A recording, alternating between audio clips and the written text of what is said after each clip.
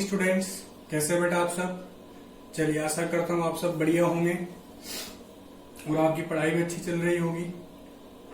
Last class में हमने SN2 reaction के बारे में स्टडी किया था। तो SN2 रिएक्शन अभी जो है वो पूरा नहीं हुआ बेटा, आज हम उसी को कंटिन्यू करेंगे। तो ये जो लेक्चर है ये थोड़ा सा लिंक है बेटा मेरे प्रीवियस लेक्चर से। तो अगर आपको ये लेक्चर अगर देखना है बेटा तो इससे जस्ट प्रीवियस वाला देखें। तो अगर आपको बेटा जो मेरे साथ बने हुए हैं, आपको याद हो लास्ट क्लास में हमने SN2 रिएक्शन की हम रेट निकाल रहे थे बेटा कि SN2 रिएक्शन की रेट कैसे निकाली जाती है। या कहने का मतलब, मान लो आपको 3-4 कंपाउंड दिए जाए और फिर आपसे पूछा जाएगा कि कौन सा कंपाउंड SN2 को फास्ट करेगा या कौन सा स्लो करेगा। तो उसके लिए मैंने पढ़ाया था कि 2 ऑर्डर चेक करना है बेटा आपको। एक तो आपको डिग्री चेक करना है कि जो वो 1 डिग्री है, 2 डिग्री है, 3 डिग्री एल्किल हैलाइड है, तो फिर वो ऑर्डर फॉलो करना है। तो अगर मान लो SN2 रिएक्शन की बात चलती है बेटा, अगर SN2 रिएक्शन की रेट निकालनी हो तो SN2 रिएक्शन क्या होगा। SN2 रिएक्शन के बारे में वैसे थोड़ा सा मैं बता देता हूँ आपको। SN2 रिएक्शन कौन कौन सी होती है बेटा। एक तो सिंगल स्टेप रिएक्शन होती है, जैसे SN2, तो 2 का यहाँ उल्टा कर लो बेटा, है ना। तो 1 यानी कि सिंगल स्टेप रिएक्शन है। दूसरा सिंगल स्टेप रिएक्शन, तो इसमें कोई भी इंटरमीडिएट नहीं बनेगा। और क्या बेटा इसके बारे में कि इंटरमीडिएट नहीं बनेगा तो रीअरेंजमेंट भी पॉसिबल नहीं है। दूसरा ये है इसके बारे में बेटा कि इसकी रेट जो है वो किस पे डिपेंड करती है बेटा, 2 मॉलिक्यूल, और दोनों मॉलिक्यूल कौन है बेटा, दोनों रिएक्टेंट है। एक तो एल्किल हैलाइड खुद है और दूसरा न्यूक्लियोफाइल, तो दोनों पे डिपेंड करती है बेटा, है ना। तो दूसरा कि इसका ऑर्डर भी 2 हो जाएगा और इसकी मोलिकुलरिटी भी 2 हो जाएगी, इसीलिए इसको बायमोलिकुलर रिएक्शन बोलते हैं। ये 2 का मतलब क्या है, बायमोलिकुलर न्यूक्लियोफिलिक सब्स्टिट्यूशन रिएक्शन, इसीलिए इसको SN2 बोलते हैं बेटा, है ना। तो इसके ऑर्डर निकालने के लिए बेटा तो एल्किल हैलाइड जो है वो क्या होना चाहिए, सबसे फास्ट कौन करता है बेटा, CH3 सबसे फास्ट करेगा, फिर 1 डिग्री, फिर 2 डिग्री और फिर 3 डिग्री एल्काइल हैलाइड सबसे लास्ट में करेगा। या मैं बोलूंगा कि 3 डिग्री एल्किल हैलाइड है तो बेटा वो SN2 करेगा ही नहीं, है ना। चलिए, तो अब अगर मान लो डिग्री सेम हो जाए तो फिर आपको क्या चेक करना है बेटा, आपको लिविंग ग्रुप चेक करना है। जो गुड लिविंग ग्रुप होगा वो पहले करेगा। तो ये मैं लास्ट क्लास में बता चुका था और साथ ही साथ बेटा वहां पर मैंने कुछ 1-2 एग्जाम्पल भी आपको करवा दिए थे। तो लास्ट लेक्चर से कंटिन्यू है बेटा मेरा एग्जाम्पल नंबर 3। अब ये एग्जाम्पल नंबर 3 जो है वो क्या है बेटा, सॉरी एग्जाम्पल नंबर 4 होगा बेटा। तो एक कंपाउंड आपको दिया है CH3 CH2 CH2 CH2I, और एक कंपाउंड दिया है आपको बेटा, इसको मान लेते हैं ये A, और एक आपको B दिया है बेटा CH3 CH CH2 CH3, यहाँ पे CH है बेटा और यहाँ पे लगा हुआ है आपका I, यहाँ पर लगा हुआ है। एक कंपाउंड है बेटा आपका CH3, इधर फिर CH3 CH CH2 CH2, उसमें यहाँ पे लगा हुआ बेटा आयोडीन, यहाँ पे लगा हुआ है। अगला D है, यहाँ पर है बेटा अगला CH3 CH2 C, इस पे आयोडीन और इस पे बेटा लगा हुआ है CH3 और देन अगेन CH3। तो ये आपको 4 कंपाउंड दिए A B C D। आपसे क्वेश्चन ये है बेटा कि इन चारों को SN2 रिएक्शन की रेट में आपको क्या करना है बेटा, अरेंज करना है। ये चारों को आपको रेट ऑफ SN2 रिएक्शन में आपको अरेंज करना है। कौन ज्यादा फास्ट करेगा, कौन जल्दी रिएक्शन करेगा, कौन सी वाली, SN2 वाली। तो चलिए सबसे पहले क्या करना है बेटा, पहले आपको डिग्री चेक करना है। तो कौन से कार्बन की डिग्री, जिसपे हेलोजन जुड़ा हुआ है। तो जो आयोडीन है वो जिस कार्बन से जुड़ा है बेटा वो 1 डिग्री हैलाइड है। यहाँ पर आप आयोडीन को देखोगे बेटा तो आयोडीन जो है तो जिस कार्बन से जुड़ा हुआ है वो 2 डिग्री हैलाइड है। यहाँ पर आप देखो आयोडीन क्या है बेटा, ये 1 डिग्री हैलाइड है, और यहाँ पर आयोडीन देखो आप बेटा 3 डिग्री हैलाइड है। तो आप यहाँ पे देख रहे हो बेटा जो 3 डिग्री हैलाइड है ये 2 डिग्री हैलाइड, तो 3 डिग्री हैलाइड तो क्या करेगा बेटा, सबसे कम रिएक्शन करेगा। तो अगर हम बात करें तो अगर रेट लिखोगे बेटा तो D तो क्या होगा, सबसे कम रिएक्शन करेगा। उसके बाद आता है बेटा ये दोनों 1 डिग्री और ये 2 डिग्री, तो क्या होगा बेटा कि 2 डिग्री से ज्यादा फास्ट कौन करता है बेटा, दोनों 1 डिग्री वाले करते हैं। तो 2 डिग्री तो स्लो करेगा बेटा, तो इसका आंसर क्या आ जाएगा कि ये बी वाला जो है ये कम करेगा। अब बात आ रही है बेटा कि ये भी 1 डिग्री वाला है और ये भी 1 डिग्री वाला है, तो डिग्री दोनों की सेम हो गई। दूसरा अगर हम लिविंग ग्रुप की बात करें तो यहाँ पर भी लिविंग ग्रुप जो है वो आयोडीन है, यहाँ पर भी लिविंग ग्रुप आयोडीन है। तो एक बढ़िया क्वेश्चन है। बढ़िया क्यों है? क्योंकि देखो डिग्री दोनों की सेम हो गई, उसके बाद बेटा लिविंग ग्रुप दोनों का सेम हो गया। तो जब ऐसा हो जाए तो आपको क्या करना है बेटा, फिर आगे चलना है। आपको आगे कहाँ चलना है? उसका नेक्स्ट वाला कार्बन देखना है कि उसका नेक्स्ट वाला कार्बन कौन सा है। तो आप देखिए बेटा यहाँ पर कि इसमें तो ये कार्बन 1 डिग्री है, ये 2 डिग्री, तो ये कौन सा बेटा? ये भी 2 डिग्री। ये कौन सा बेटा? ये 2 डिग्री। लेकिन यहाँ पे ये कार्बन कौन सा बेटा? 3 डिग्री है। तो बेसिकली हो क्या रहा है बेटा कि इस आयोडीन में और इस आयोडीन में यहां तक दोनों तो सेम है, यहाँ दोनों सेम है, बट इस वाले आयोडीन में इस CH3 की वजह से ज्यादा स्टेरिक हिंड्रेंस होगा और इस वजह से ये वाला आयोडीन रिएक्शन नहीं कर पाएगा। तो ये कौन सा पहला करेगा बेटा? ये वाला पहले करेगा। तो इन दोनों में A पहले करेगा, किससे बेटा? C से। तो इसका ऑर्डर हो जाएगा, पहले ये करेगा, देन ये, फिर ये और फिर ये। कॉपी कर दीजिए बेटा, अच्छा क्वेश्चन था।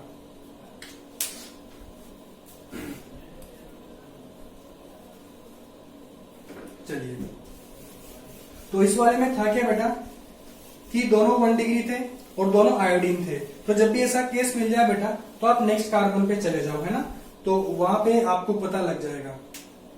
अगला एग्जांपल आता है बेटा, अगला एग्जांपल आता है एग्जांपल नंबर 5। तो एग्जांपल नंबर 5 में बेटा थोड़ा सा अगर देखो तो एक ऑप्शन है CH3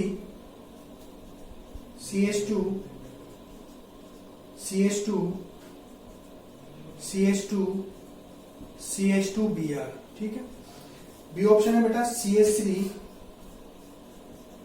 यहां पे फिर CH3 CH2 CH2 CH2 और Br।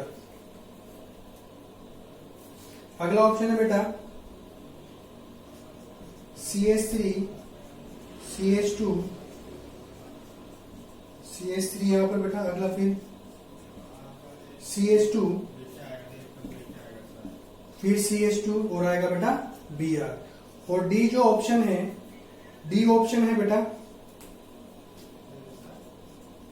CH3 CH2 CH2 CH CH3 CH2 और Br। तो बेटा 4 ऑप्शन है। अब आपसे सेम क्वेश्चन है कि चारों में आपको ऑर्डर लिखना है, SN2 रिएक्शन कौन फास्ट करेगा और कौन स्लो करेगा। तो आप सबसे पहले वही ऑप्शन डिग्री चेक करो बेटा। तो देखो ये ब्रोमीन जहां लगा हुआ है कार्बन 1 डिग्री, ये जो ब्रोमीन लगा हुआ है बेटा यहाँ पर भी 1 डिग्री, ये ब्रोमीन लगा हुआ है ये 1 डिग्री, ये ब्रोमीन लगा हुआ है ये 1 डिग्री। तो देखो बेटा सबसे पहले क्या है इसमें कि सबकी डिग्री सेम हो गई। दूसरा क्या है कि यहाँ पर लिविंग ग्रुप भी सेम है।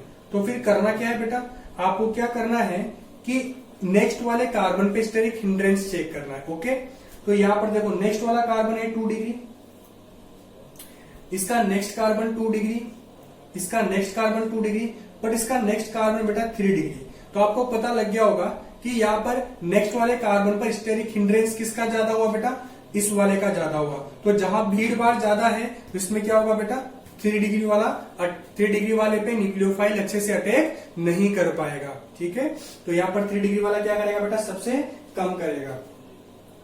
चलिए तो मैं इसको लिख दे रहा हूं बेटा, यहाँ पर क्या आएगा डी वाला सबसे कम करेगा।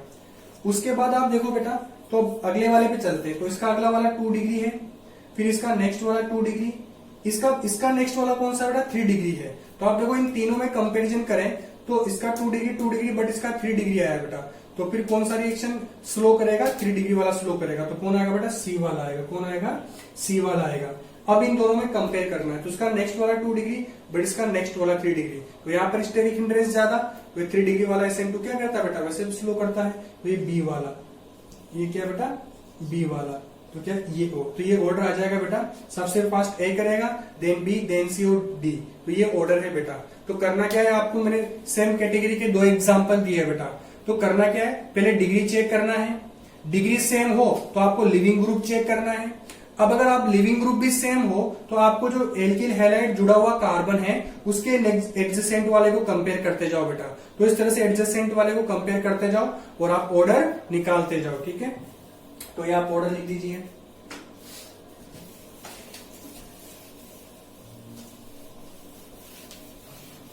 तो कुछ एग्जांपल थे बेटा SN2 रिएक्शन। ये कौन SN2 रिएक्शन फास्ट करेगा और कौन SN2 रिएक्शन स्लो करेगा। एक दो एग्जांपल और बता देता हूं बेटा मैं। नेक्स्ट एग्जांपल आता है बेटा जैसे Cl, ये बेंजीन है बेटा, अल्टरनेट डबल बॉन्ड। उसके बाद आपसे दिया है ये भी बेंजीन है, ठीक है। उसके बाद में CH2 है, उसके बाद में Cl है। अब इन दोनों में पूछा है बेटा आपसे, तो इन दोनों में कौन फास्ट करेगा।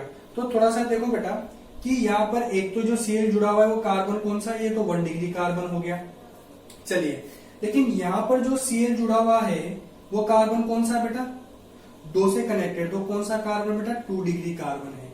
और आप बताएं 1 डिग्री 2 डिग्री में पहले कौन करता है, 1 डिग्री रिएक्शन पहले करता है। तो बेसिकली ये तो अराइल हैलाइड है। अगर आप देखो बेटा ये क्या है, ये आपका अराइल हैलाइड है। और ये आपका कौन सा बेटा, बेंजाइल कार्बन पे लगा है क्लोरीन, तो ये आपका बेटा बेंजाइल हैलाइड। और हैलाइड में कौन सा, benzyl chloride. Basically benzyl chloride है बेटा, तो इसको आप बोल सकते हो अराइल क्लोराइड बोल सकते हो। तो देखो दो यहाँ पे मैं बहुत सारी चीजें बताऊंगा बेटा, बढ़िया बढ़िया। पहले तो डिग्री से चेक कर लो आप। तो डिग्री से तो क्या पता लगा कि 2 डिग्री वाला स्लो करता है, तो कौन स्लो करेगा बेटा, ये वाला स्लो करेगा। तो ये आपका राइट आंसर है। और एक और आंसर क्या है बेटा कि एक्चुअली बेटा यहाँ पर आप देखो कि क्लोरीन अगर बेंजीन से डायरेक्ट जुड़ जाए तो यहाँ पर आपको लोन पेयर और अल्टरनेट पोजीशन पे क्या दिख रहा है आपको, पाई बॉन्ड। तो पाई इलेक्ट्रॉन और लोन पेयर यहाँ पर अल्टरनेट पोजीशन पे है, तो उस वजह से यहाँ पर क्या होगा बेटा, रेजोनेंस हो जाएगा।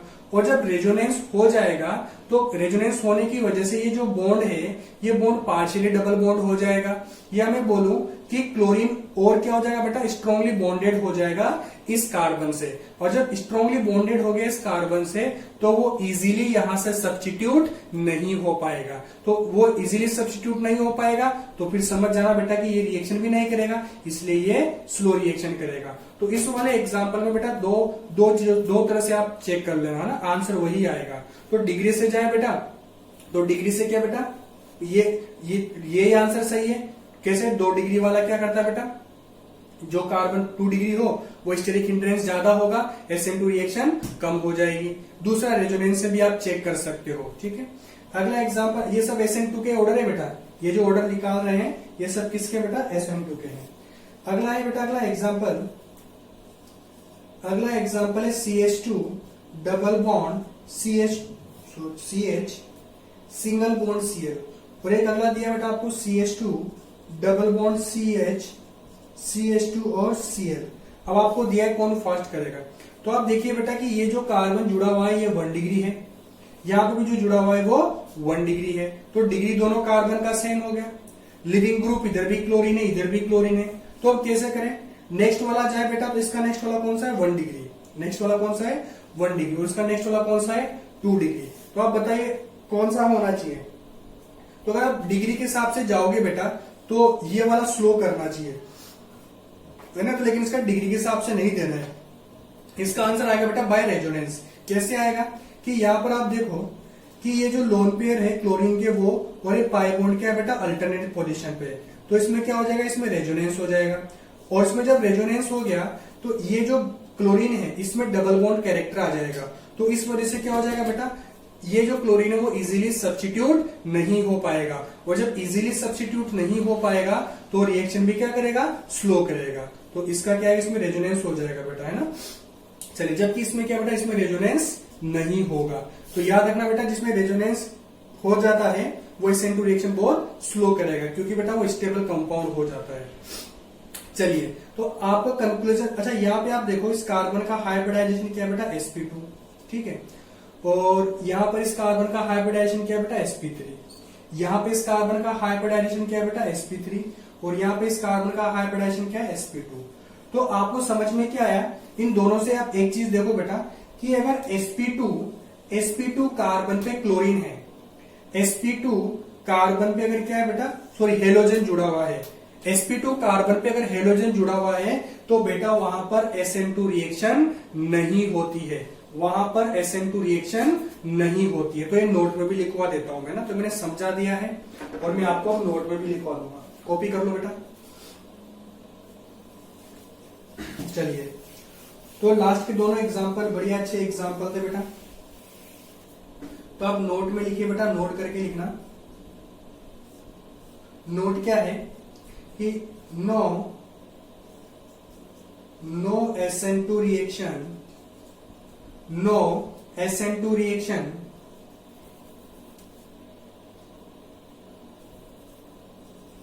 एट sp2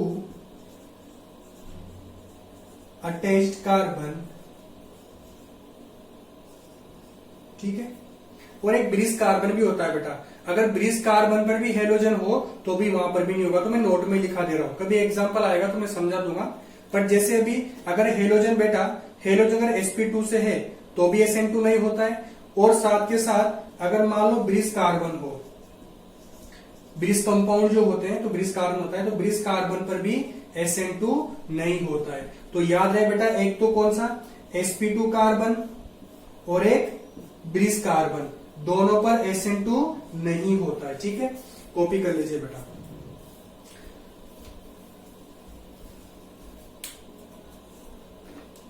अब ब्रिज कार्बन का ऐसा है, देखो एग्जांपल में समझाता हूं आपको ब्रिज कार्बन कैसे कंपाउंड होते हैं।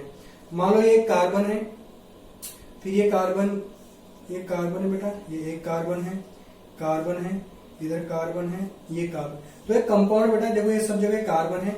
अब ये जो है यहाँ पर ये बीच में बेटा इस तरह से होगा ना, तो अब देखो ये ब्रिज बन गया बेटा ना, ये जो है ये ब्रिज वाला है, और ये दोनों कार्बन जो है ब्रिज कार्बन होते हैं बेटा ना। अब मान लो एक हेलोजन यहाँ पे जोड़ दे, Cl यहाँ पे जोड़ दे, ठीक। और एक कंपाउंड आपको दिया हुआ है, सेम कंपाउंड, ये कार्बन यहाँ पर कार्बन, ये यहाँ पर कार्बन, यहाँ पर कार्बन, ठीक है, ये वाला। तो देखो दोनों सेम है बेटा, लेकिन बस ये इनको ब्रिज कार्बन बोलते हैं बेटा। अब आपसे पूछा जाए कि दोनों में कौन SN2 करेगा, तो आप देखो बेटा कि ये जो है हेलोजन जुड़ा हुआ इस कार्बन से जुड़ा है बेटा ना, तो ये जो दोनों कार्बन है यहाँ पे मैं लिख देता हूं, एक तो ये कार्बन और एक यहाँ पे क्या बेटा ये कार्बन, ये जो दोनों कार्बन होते हैं, या फिर अगर यहां से देखो तो कौन से कार्बन बेटा, ये वाला कार्बन और ये वाला कार्बन, तो ये कार्बन कौन से होते हैं, ब्रिज कार्बन। ये कौन से होते हैं बेटा, ब्रिज कार्बन, है ना।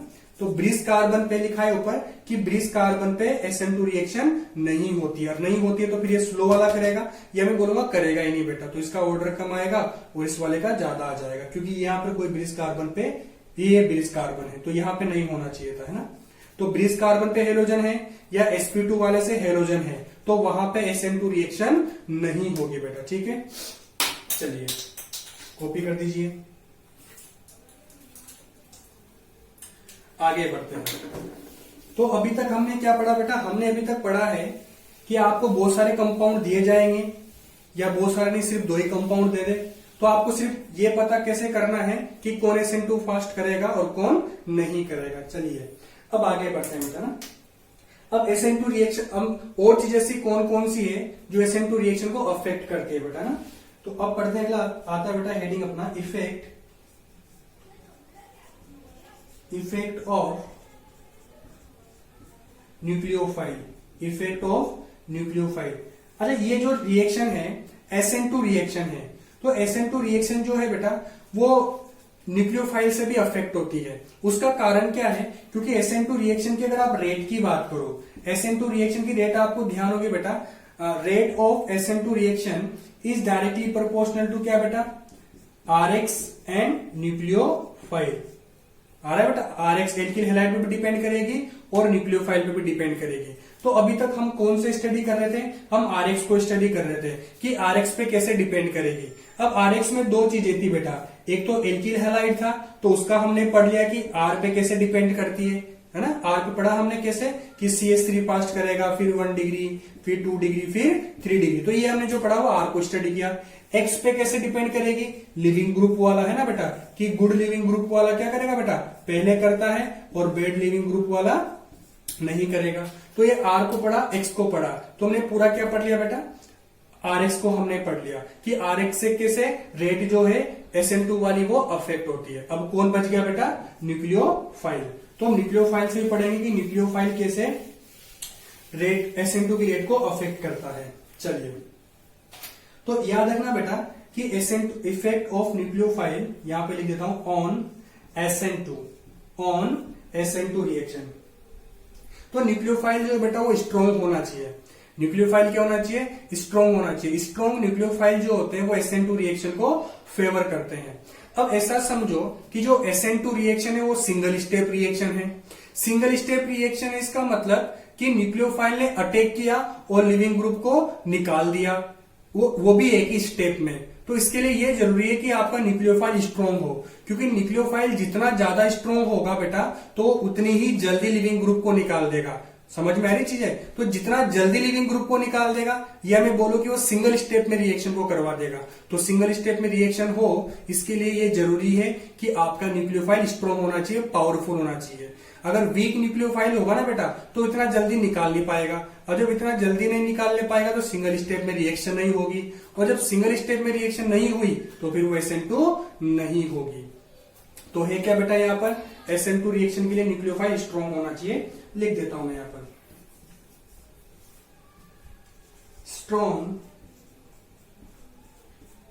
Strong nucleophile favours SN2 reaction. Strong nucleophile favour SN2 reaction. ठीक है बेटा, चलिए। और न्यूक्लियोफाइल कौन स्ट्रॉन्ग होते हैं और कौन वीक होते हैं बेटा, ये आप बहुत पहले मैं आपको सिखा चुका हूं ना न्यूक्लियोफिलिसिटी में। एक कॉमन एग्जांपल अगर मैं बताऊं बेटा आपको तो याद होना चाहिए कि चार्ज वाले और न्यूट्रॉन वाले कंपैरिजन में कौन ज्यादा स्ट्रॉन्ग होते हैं बेटा? चार्ज वाले ज्यादा स्ट्रॉन्ग होते हैं। ठीक है, तो मैं थोड़ा यहाँ पे लिख देता हूं आपके, अगर आपको याद नहीं हो तो लिखता हूं स्ट्रॉन्ग न्यूक्लियोफाइल। स्ट्रॉन्ग न्यूक्लियोफाइल में कौन कौन आता है बेटा? जैसे CN- आता है, OH- आता है, NH2- आता है। ये जितने में लिखा हुआ बेटा ये सब स्ट्रॉन्ग में आता है। किस में आते हैं सभी बेटा? स्ट्रॉन्ग में आते हैं। हाँ, इनमें से कौन ज्यादा स्ट्रॉन्ग है फिर आपके लिए वो अप्लाई करना पड़ेगा, इलेक्ट्रोनेगेटिविटी वाला रूल, साइज वाला रूल है ना, वो सब बात की बात है।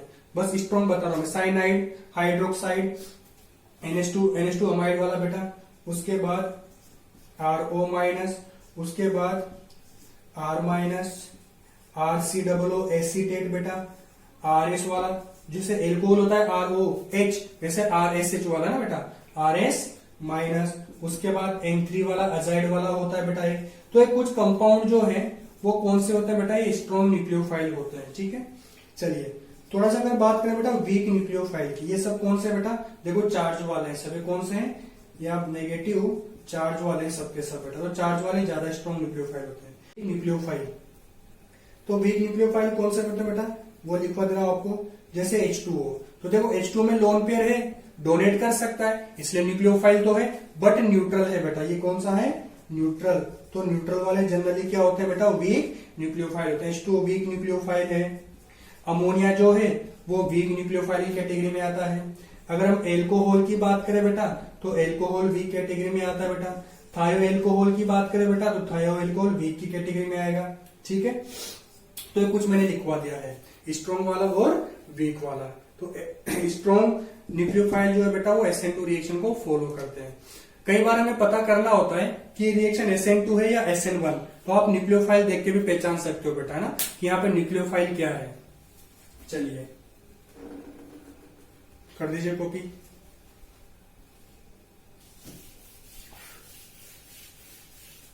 अब दूसरी बात ये बेटा कि हमने ये तो पढ़ लिया कि SN2 रिएक्शन के लिए न्यूक्लियोफाइल स्ट्रॉन्ग होना चाहिए, ये हमने पढ़ लिया।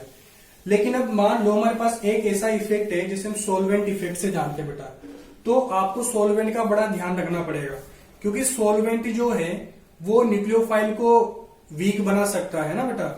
कौन कौन से ऐसे सॉल्वेंट है जो न्यूक्लियोफाइल को वीक बना सकते हैं, वो आपको ध्यान रखना पड़ेगा बेटा ना। चलिए, तो इसमें अगला हेडिंग में लिखवा देता हूं, इफेक्ट ऑफ सॉल्वेंट। क्या बेटा? बेसिकली इफेक्ट ऑफ सॉल्वेंट जो है वो डायरेक्टली SN2 रिएक्शन पे नहीं होता। इफेक्ट ऑफ सॉल्वेंट न्यूक्लियोफाइल पे होता है और देन न्यूक्लियोफाइल की वजह से वो SN2 पे अफेक्ट करता है बेटा। यानी कि सॉल्वेंट जो है वो SN2 रिएक्शन को अफेक्ट तो करता है बट इनडायरेक्टली करता है। पहले न्यूक्लियोफाइल पे इफेक्ट करेगा एंड देन न्यूक्लियोफाइल जो है वो SN2 की रेट को अफेक्ट करेगा, है ना। तो हम क्या पढ़ रहे हैं बेटा, इफेक्ट ऑफ सोलवेंट, कि सोलवेंट का क्या इफेक्ट होगा या कौन से सोलवेंट ऐसे हैं बेटा जो क्या SN2 रिएक्शन को करेंगे। तो आपको अगर मैं पढ़ा चुका हूं तो आपसे डिस्कस कर सकता हूं ना। मैंने सोलवेंट इफेक्ट पढ़ाया था। तो दो तरह के सोलवेंट होते हैं, एक तो होते हैं बेटा पोलर और एक होते हैं नॉन पोलर। तो नॉन पोलर की हम यहाँ पे बात नहीं करेंगे, अभी पोलर की बात करेंगे।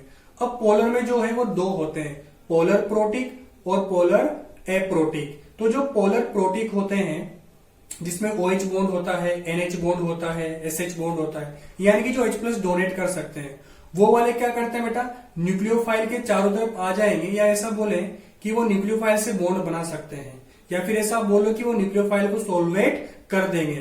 तो जिससे क्या होगा कि न्यूक्लियोफाइल जो है उसकी पावर कम हो जाएगी, ऐसा आप समझ सकते हो ना। न्यूक्लियोफाइल सोलवेट होने की वजह से उसकी जो न्यूक्लियोफिलिसिटी है वो थोड़ी कम हो जाती है। तो क्या हुआ बेटा कि जो पोलर प्रोटिक है जो H+ दे सकते हैं, उन्होंने न्यूक्लियोफाइल को क्या कर दिया बेटा, पावर को कम कर दिया। इसका मतलब SN2 रिएक्शन नहीं करवाएगा। तो क्या चीज यहां पे निकल के आई कि जो पोलर प्रोटिक सॉल्वेंट होते हैं वो SN2 नहीं करवाते। तो कौन करेगा बेटा, जो पोलर हो और एप्रोटिक हो, है ना। पोलर एप्रोटिक सॉल्वेंट क्या होता है बेटा, न्यूक्लियोफाइल पे कोई इफेक्ट नहीं करता, न्यूक्लियोफाइल स्ट्रॉन्ग बना देता है, और स्ट्रॉन्ग बनाएगा तो वो SN2 रिएक्शन करेगा। तो कौन सा सॉल्वेंट कराएगा बेटा SN2, पोलर एप्रोटिक। चलिए देखते हैं बेटा कैसे। चलिए तो यहां पे लिख देता हूं मैं, पोलर मेन लाइन वही है बेटा कि पोलर एप्रोटिक सॉल्वेंट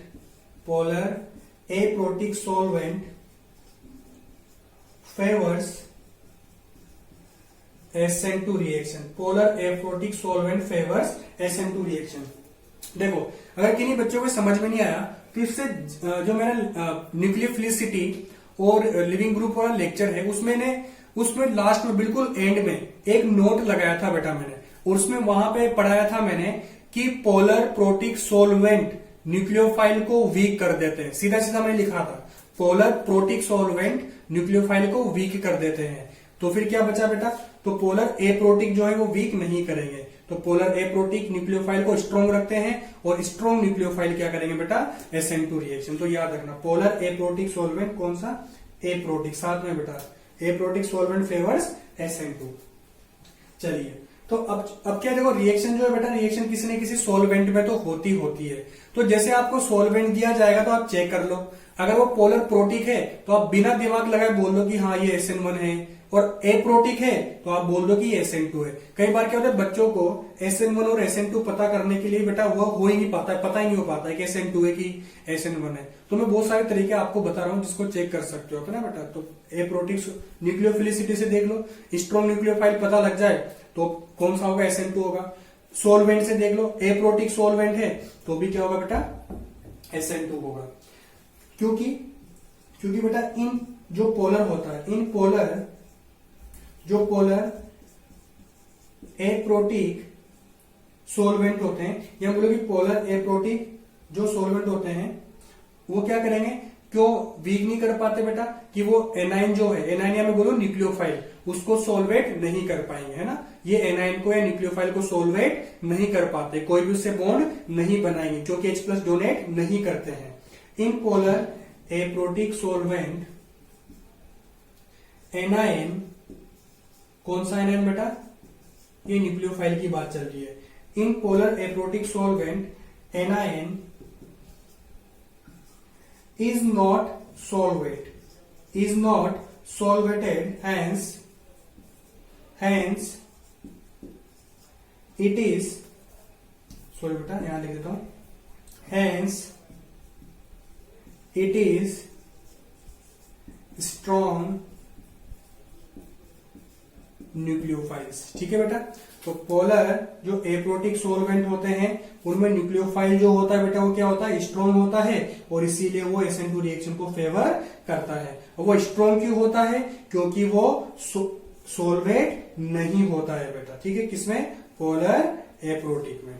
चलिए होप सो कि आपको समझ में आ गया होगा बेटा। फिर भी नहीं आया तो आप लोगों को डायरेक्टली कॉन्टेक्ट करना, आपको मैं समझाऊंगा। चलिए अब बात करते हैं कि पोलर एप्रोटिक सॉल्वेंट कौन से होते हैं। तो वैसे तो मैंने वहां पे आपको समझा दिया था, एग्जाम्पल भी लिखाए थे, फिर भी आपको मैं बेटा दोबारा लिखा देता हूं। पोलर एप्रोटिक सॉल्वेंट कौन कौन से होते हैं बेटा? पोलर एप्रोटिक सॉल्वेंट बोलिए, जो नाम थे बेटा बहुत सारे याद है ना। एक तो एसीटोन होता है ना, एसीटोन होता है बेटा। एसीटोन के बाद में होता है डाइमिथाइल एसिटामाइड, डीएमए होता है, याद आ रहा है। डाइमिथाइल सल्फोक्साइड, डीएमएसओ होता है। हेक्सामिथाइल फोस्फोरामाइड होता है। एक डीएमए भी होता है डाइमिथाइल फ्लोरामाइड। तो ये कुछ एग्जाम्पल है बेटा डाइमिथाइल फ्लोराइड। चलिए तो कुछ एग्जाम्पल है, ठीक है, पोलर एप्रोटिक सॉल्वेंट के। तो ये कुछ भी दिखे आपको समझ जाना, स्ट्रॉन्ग न्यूक्लियोफाइल है और SN2 रिएक्शन है।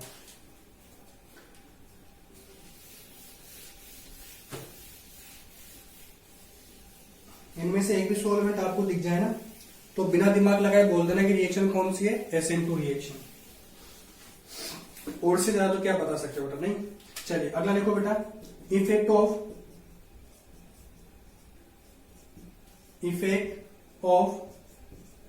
Temperature.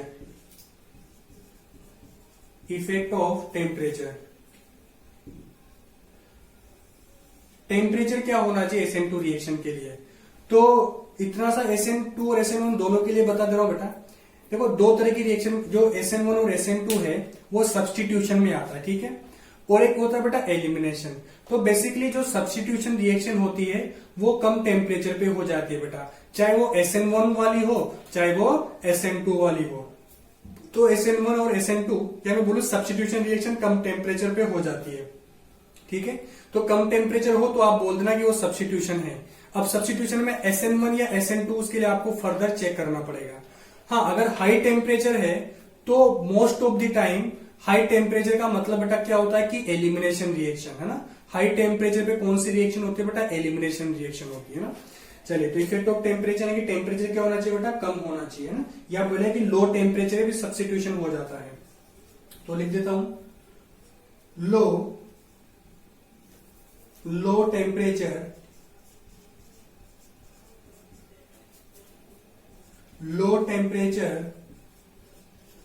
Temperature favours SN2 reaction. Low temperature favours SN2 reaction, है ना बेटा। अब यहाँ पे बता दे रहा हूं मैं, SN1 हो या SN2 हो, लो टेम्परेचर पे होता है। कुल मिला के सब्स्टिट्यूशन जो होता है, सब्स्टिट्यूशन रिएक्शन लो टेम्परेचर पे होती है, ठीक।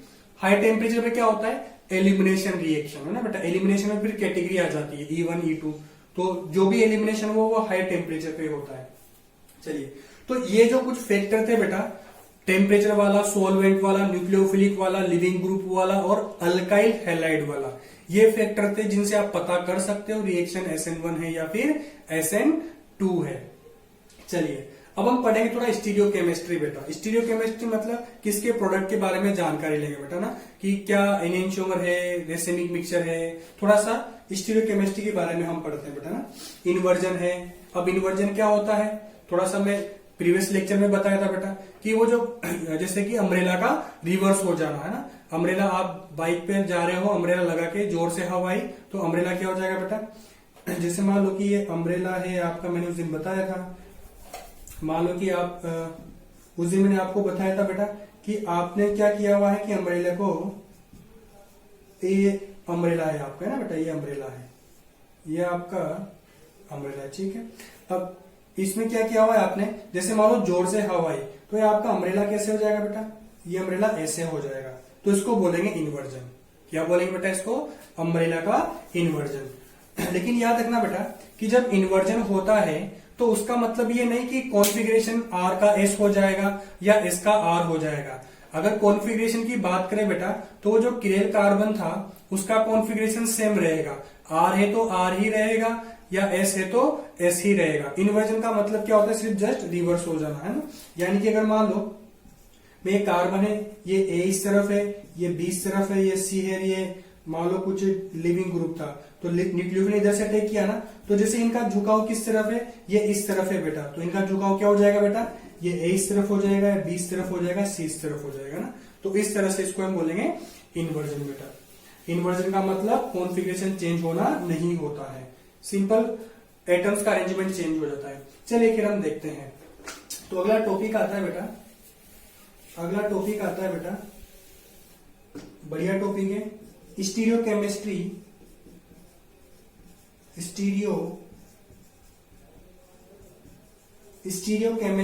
Of SN2 reaction, stereochemistry of SN2 reaction. चलिए तो क्या बेटा, इफ SN2 reaction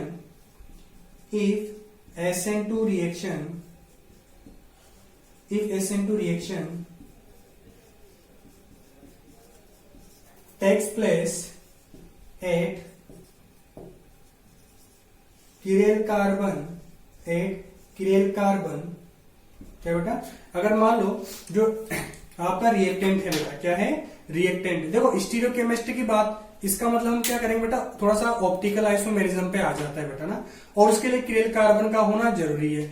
अब मान लो कि अगर किरेल कार्बन नहीं हुआ तो कंपाउंड ऑप्टिकल एक्टिव नहीं होगा, तो फिर हम स्टीरियोकेमिस्ट्री की भी ज्यादा बात नहीं करेंगे, ठीक है। तो किरेल कार्बन का थोड़ा होना जरूरी हो जाता है यहाँ पर। तो वही बात करें कि मान लो जो SN2 रिएक्शन हो रही है बेटा, तो मान लो कि जो रिएक्टेंट है उसमें किरेल कार्बन है, मान लेते हैं रिएक्टेंट के पास क्या बेटा, किरेल कार्बन है, तो क्या होगा वो वाली बात चल रही है। If SN2 reaction take place at chiral carbon, तो क्या होगा बेटा, इन्वर्जन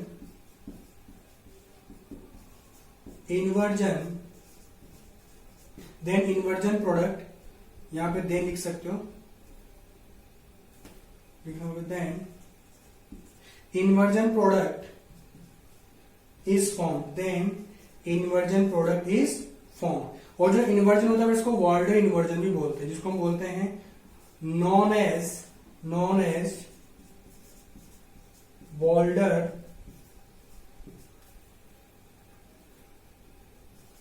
वॉल्डर इन्वर्जन, इसको बोलते हैं बेटा वॉल्डर इन्वर्जन।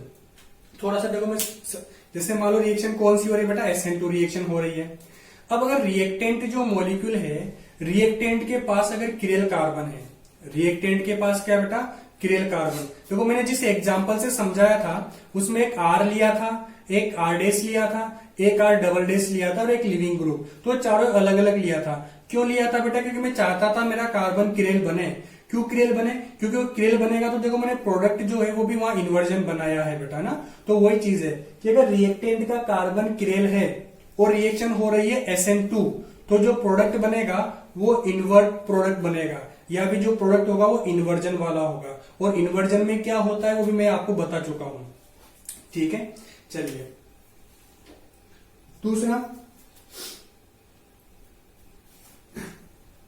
दूसरा कि जो वो प्रोडक्ट होगा बेटा आपका, दूसरा पॉइंट ये कि जो प्रोडक्ट होगा वो कोई ना कोई आइसोमर जरूर होगा, ऑप्टिकल आइसोमर, या तो वो डी आइसोमर हो सकता है या वो एल आइसोमर हो सकता है। यानी कि जो प्रोडक्ट बनेगा वो कंफर्म है बेटा, ऑप्टिकल आइसोमर तो होगा बेटा, कोई ना कोई, तो डी होगा या फिर एल होगा। तो अगला पॉइंट लिखिए बेटा,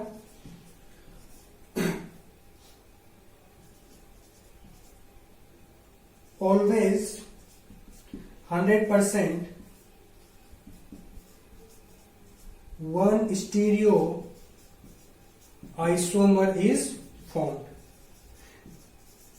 दूसरा पॉइंट क्या बेटा, कि अगर आपका रिएक्टेंट मॉलिक्यूल क्या किरेल है, तो जो आपका प्रोडक्ट फॉर्म होगा, जो प्रोडक्ट आपका फॉर्म होगा बेटा, जो प्रोडक्ट आपका फॉर्म होगा वो क्या होगा बेटा, 100% वन स्टीरियो आइसोमर, यानी कि या तो वो डी होगा या फिर वो एल होगा, यानी कि कोई ना कोई आइसोमर वो जरूर होगा बेटा ना।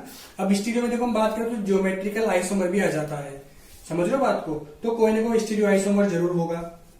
चलिए अगला पॉइंट आ जाता है बेटा कि ये जो SN2 रिएक्शन है, अब SN2 रिएक्शन में आप देखो किसने क्या बोला बेटा, ऑलवेज 100% आपका स्टीरियो आइसोमर होगा प्रोडक्ट, इसीलिए इस रिएक्शन को हम स्टीरियो स्पेसिफिक रिएक्शन भी बोलते हैं। कई बार ऑप्शन में सिंपल पूछ लिया जाता है कि स्टीरियो स्पेसिफिक रिएक्शन कौन सी होती है या स्टीरियो सेलेक्टिव रिएक्शन कौन सी होती है, तो याद रखना बेटा SN2 रिएक्शन ही स्टीरियो स्पेसिफिक होती है और स्टीरियो सेलेक्टिव होती है, क्योंकि इसका प्रोडक्ट जो बनेगा वो कंफर्म है कि कोई ना कोई स्टीरियो आइसोमर जरूर होता है। तो यहां पर अगला पॉइंट वही है बेटा कि जो इस रिएक्शन है यानी कि SN2 रिएक्शन की बात करें ना, it is also, SN2 reaction की बात करें बेटा अपन, it is also known as stereospecific, या फिर आप क्या बोल सकते हो बेटा, या स्टीरियो सेलेक्टिव रिएक्शन। या तो आप स्टीरियो स्पेसिफिक बोल लो या इसको आप स्टीरियो सेलेक्टिव बोल लो। क्यों बोलेंगे बेटा, क्योंकि इसका एक प्रोडक्ट हमेशा क्या बनेगा, कोई ना कोई स्टीरियो आइसोमर जरूर बनेगा। और वो कब बनेगा बेटा, कि जब रिएक्टेंट मॉलिक्यूल क्या हो, किरेल हो बेटा। ये सब कुछ हम तभी बात करें जब रिएक्टेंट मॉलिक्यूल क्या हो बेटा, किरेल कार्बन रखता हो। अगर किरेल कार्बन नहीं है तो फिर कोई दिक्कत है ही नहीं। चलिए दूसरा, अगर किरेल कार्बन नहीं है ना बेटा तो वो इन्वर्जन नहीं होगा, है ना, ध्यान रखना, इन्वर्जन नहीं होगा। हाँ, लेकिन प्रोडक्ट जो है वो तो आइसोमर होगा ही होगा।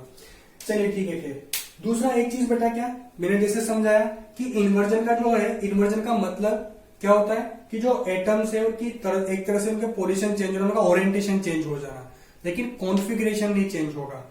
कार्बन का पहले रिएक्टेंट के टाइम पे भी क्या होगा बेटा, R है तो प्रोडक्ट के टाइम पे भी R ही रहेगा। अगर S है तो S ही रहेगा, है ना।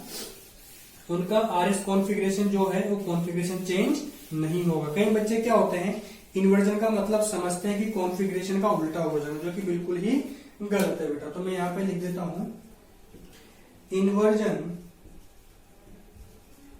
Inversion means